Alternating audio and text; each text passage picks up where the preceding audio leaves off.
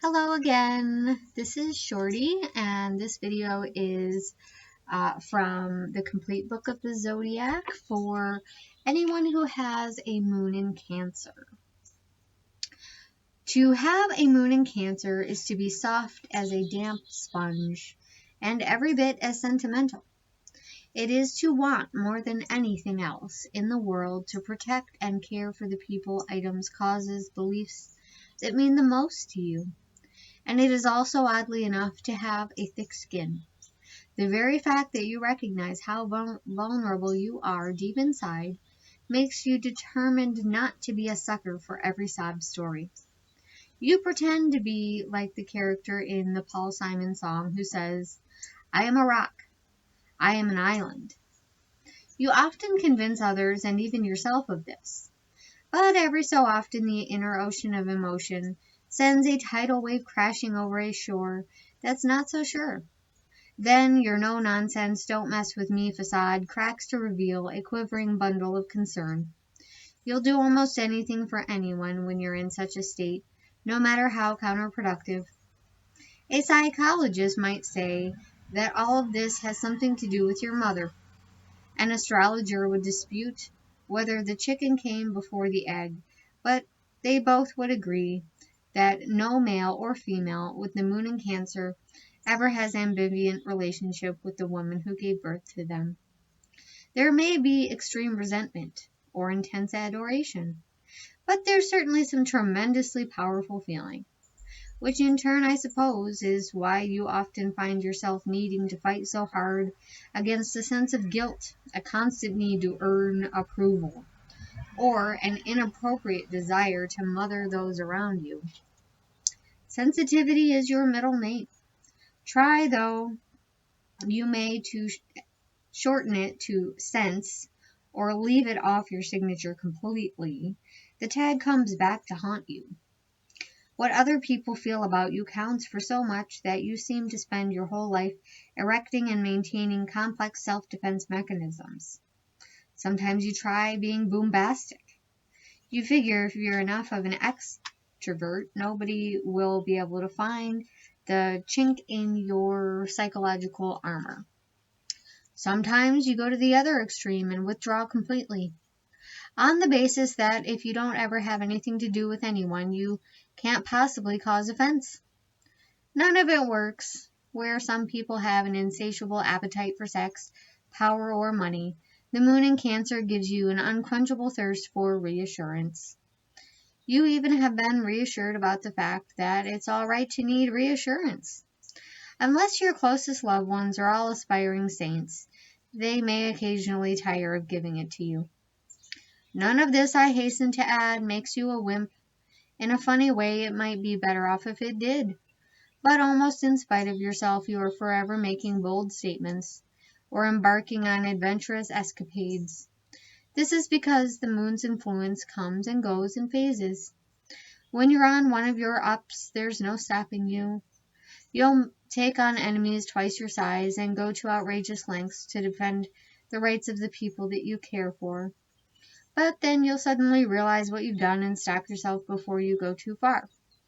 Or before you've gone far enough, depending on how you look at it.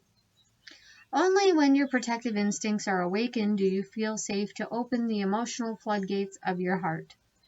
Therefore, your partner needs to be weak enough to inspire you to do this, yet strong enough not to be a liability. And as for your family, they just need to be glad they've got such an endlessly giving person in their midst. I'm sorry to have to ask you this, but if you're going to make sense of your most unfathomable urges and impulses, I need to know how you really feel about your mother. Aha, I thought so. That deep intake of breath you just took was all the information I required. You have the moon in Cancer. Your emotional outlook on life has been shaped, perhaps more than you care to admit, by the woman who brought you into this world. Maybe you'll feel devotion to her, and maybe you'll feel anger. I can only tell which by checking your lunar aspects, and we're not going that far into astrology here. But you know that, whatever else it is, the relationship has always been intense. That is normal and natural, to a degree.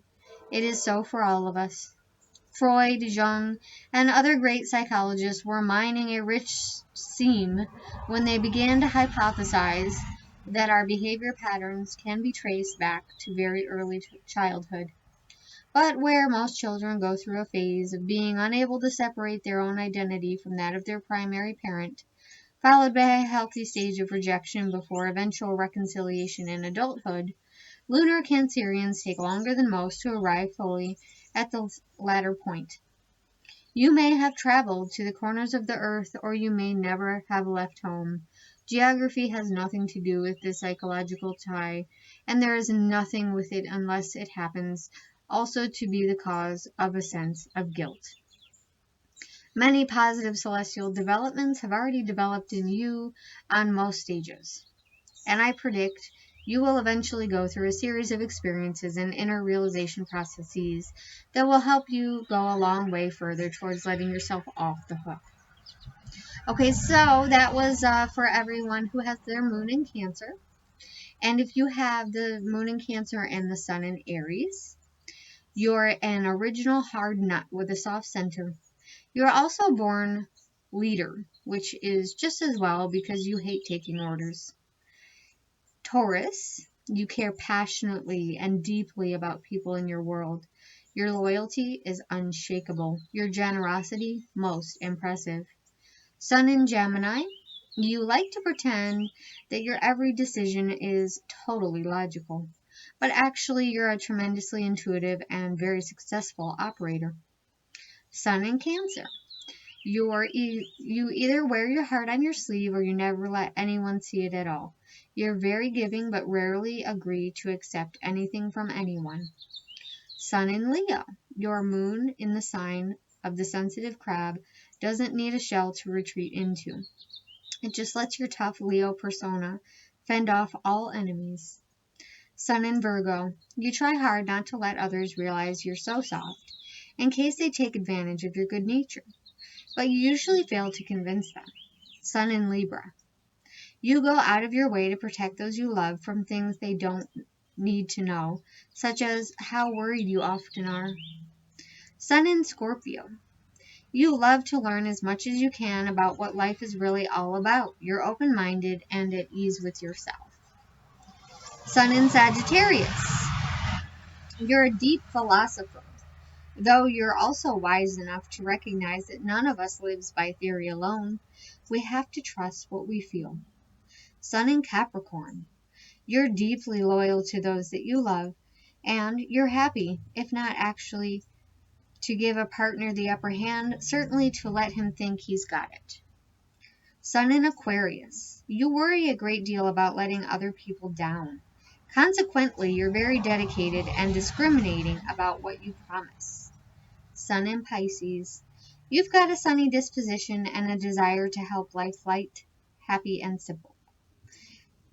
It's much appreciated by all those around you. So those are all of your messages for the moon in Cancer. And I hope that you found these messages to be helpful. Thank you so much for taking the time to come and see me. I hope you're having a wonderful day and you enjoy your birthday, whatever day it is. And I love you.